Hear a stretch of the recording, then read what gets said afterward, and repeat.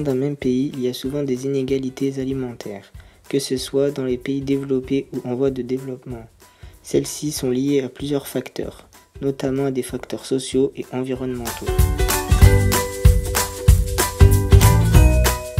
Le climat d'un pays a des répercussions sur l'alimentation de ses habitants car grâce à lui, les terres sont cultivables ou non. La sécheresse, les inondations ou autres problèmes climatiques ont des conséquences sur les prix alimentaires.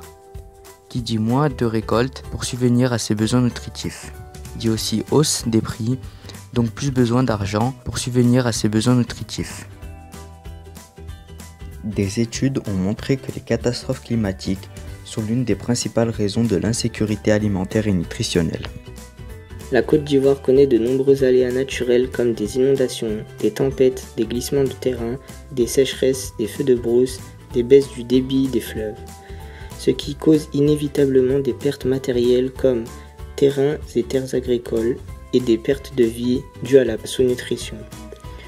Dans ce pays, on cultive sur l'ensemble des terres. Il y a beaucoup de sécheresse, donc la difficulté à cultiver des terres car il y a un manque d'eau évident. On trouve seulement les terres cultivables au nord qui ne sont pas asséchées.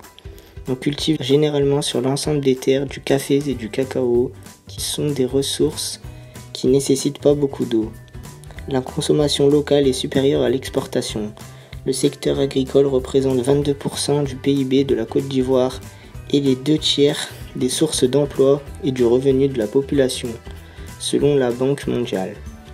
Grâce à leur récolte exceptionnelle en cacao, la Côte d'Ivoire exporte dans le monde entier. Aux États-Unis, 45% des terres sont arables, ce qui fait 4,4 millions de km² sur une superficie totale de 9,8 millions de km². En Côte d'Ivoire, 65% des terres sont arables, ce qui fait 210 000 km² sur une superficie de 322 500 km². La taille énorme des États-Unis signifie que le climat varie considérablement de région en région.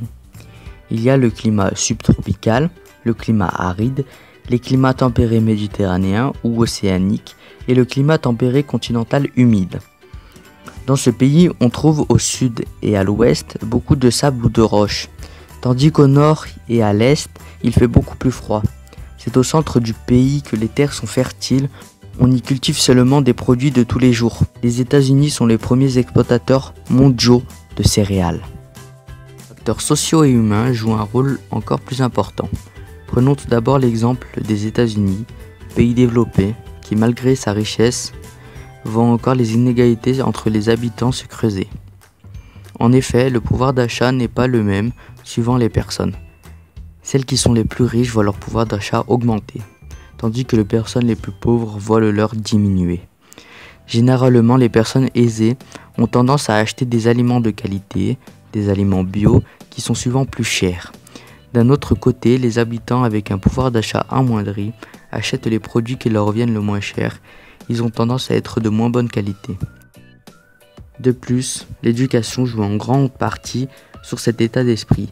Des personnes avec plus d'éducation vont plutôt privilégier les produits de qualité pour être en bonne santé, comparé à d'autres personnes qui ne font pas attention à la qualité, à la provenance de ce qu'elles achètent. Aux États-Unis, 1/3 des Américains est obèse. Surtout les personnes des classes sociales les plus défavorisées. Il serait 11 millions. Des grands lobbies agroalimentaires ont tout intérêt à ce que les gens consomment leurs produits, qui ne sont pas toujours de très bonne qualité. En Côte d'Ivoire, il y a, comme dans tous les autres pays, des personnes riches, environ 250 000 personnes millionnaires, plus de 10 millions de dollars. Cependant, la population de ce pays rencontre aussi le problème de sous-nutrition. En 2014, 40% des enfants ont souffert de malnutrition chronique dans le nord de la Côte d'Ivoire. Et ce chiffre n'a cessé d'augmenter depuis 2008. C'est en majeure partie à cause du conflit qui a éclaté dans les années 2000. Entre 2002 et 2005, les populations se sont déplacées, notamment les agriculteurs qui ne peuvent donc plus cultiver leurs champs, d'où des problèmes d'ordre alimentaire. Durant cette guerre, la plupart des organisations d'aide humanitaire comme Action contre la faim, les docteurs, les infirmiers ont dû partir.